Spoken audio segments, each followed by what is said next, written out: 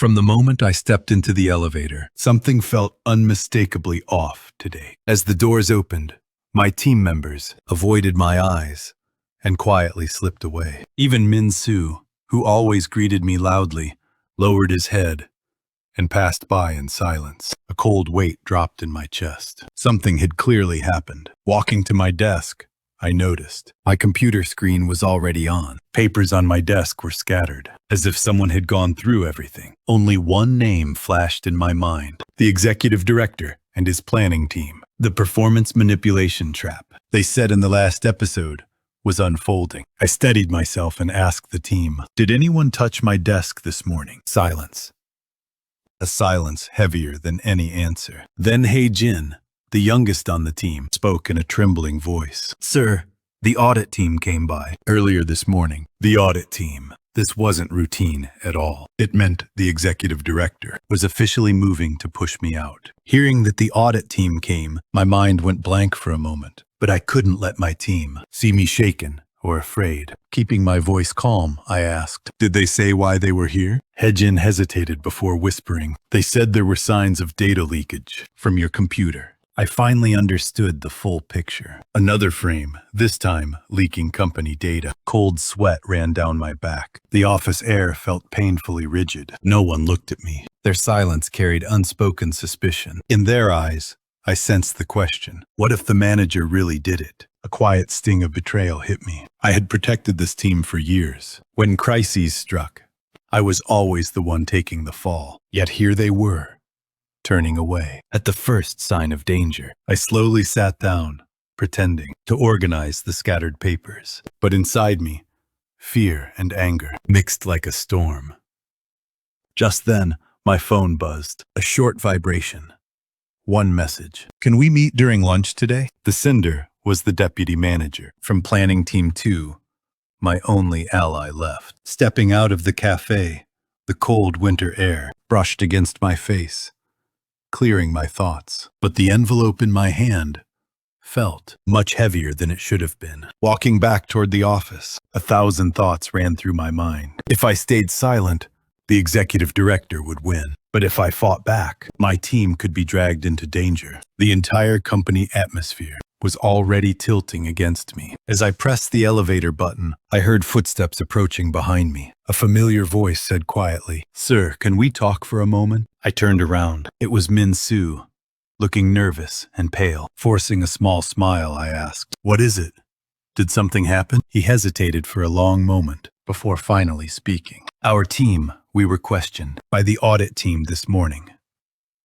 My stomach dropped. What kind of questioning? His expression was tangled. Guilt, fear, and confusion mixed together. "They said rumors are spreading, that you hid certain files." My heart froze for a second. The rumor had already spread. Min Soo swallowed hard and added, "Sir, I honestly don't know what to do." I looked at him for a moment, pressing my lips together. Then I said quietly, "This isn't your fault, Min Soo. Someone set this whole thing up." His eyes trembled as he listened. And in that moment, I made a decision. I won't run anymore. Back at my desk, I slowly sat down, feeling the room watching me in silence. I opened the envelope under the table, careful not to attract attention. Inside were printed reports, files I had never seen before. Every document carried my name as the person who approved them, but the signatures weren't mine, not even close. This was deliberate, a clean, calculated setup. I felt anger rising, sharp enough to cut through fear. If they forged reports under my name, there had to be traces left behind. Digital logs, access history. Someone must have slipped. For the first time today,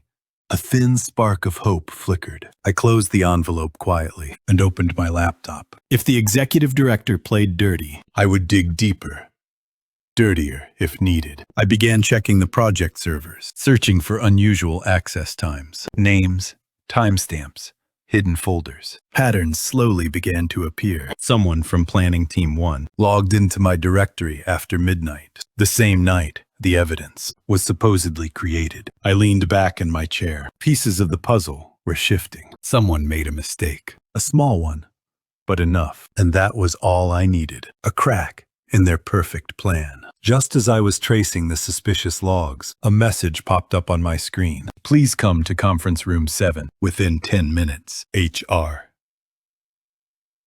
My pulse quickened. HR never called without a reason. I shut the laptop slowly, making sure no one noticed my tension. On the way to the conference room, I passed by the executive director's office. Through the half-open door, I heard faint voices inside. He won't last the week. It was unmistakably the director's voice. Another voice responded.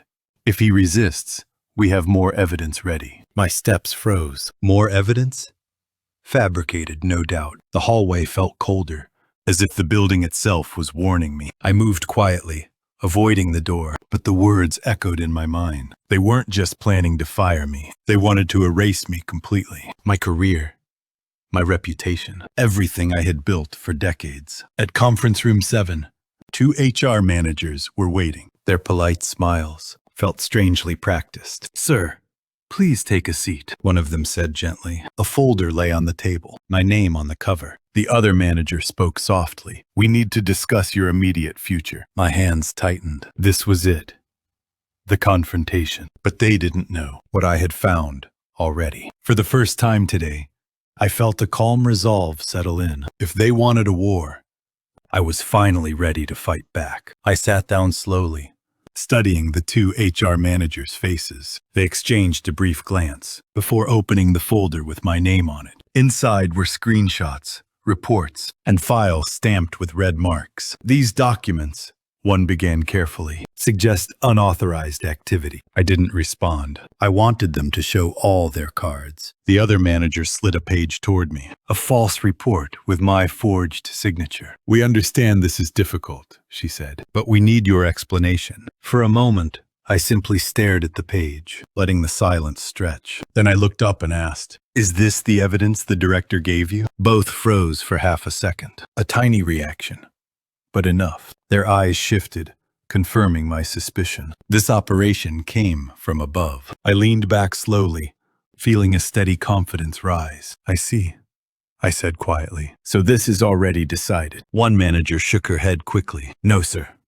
We just want clarity. I tapped the forged signature once with the tip of my finger. Then let's be clear, I said. This isn't my handwriting. Their expressions stiffened. They hadn't expected direct confrontation. And, I continued, I have access logs from last night. A flicker of alarm crossed their eyes. The room's air shifted instantly. The person who entered my directory was not me, I added calmly. Total silence filled the room, the kind that reveals fear. Finally, one manager whispered, Sir, are you saying the evidence is false? I met her eyes without blinking. I'm saying you're being used. The words landed heavily. The managers exchanged uneasy looks. For the first time, I sensed the balance starting to shift. They expected a cornered employee. Instead, they got a man ready to fight.